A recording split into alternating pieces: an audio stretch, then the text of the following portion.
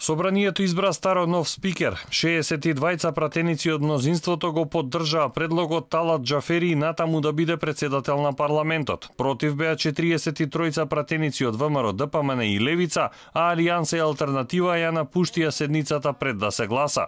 И пратениците од неголемата опозицијска партија излегоа од салата кога Џафери ја даваше свечената изјава. Првиот парламентарец рече дека ќе биде председател и на оние кои не гласале за него. Ова ќе биде период на предизвици и за парламентарното мнозинство, а и за опозицијата. Сите ми низ дебати ќе треба да збогатиме парламентарниот демократски живот во земјава и да допринесеме и едукативно на генерациите кои што ќе дојдат во идните мандати овде во собранието.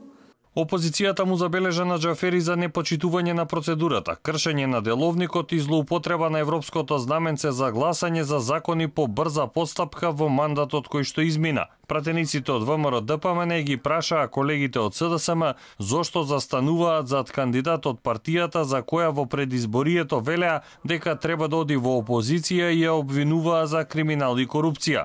На владата и предвидоа кус мандат. Таа влада нема биде соборена овдека, нити во оваа сала, нити во салата долу на приземја. Таа влада ќе биде соборена на улица, низ едни големи, масовни демонстрации, кои што ќе бидат демонстрација на незадоволството на народот. Власта пак возврати дека ВМРО ДПМН го чекаат уште неколку години во опозиција. Не знам зошто таа нервоза кај колегите од ВМРО ДПМН. Веројатно не можат да се соочат со фактот дека не 4, може би 8 години ќе за жал бидете опозиција. Не заради нешто друго, туку заради тоа што немате единствен став по најкрупните прашања национални за оваа наша држава.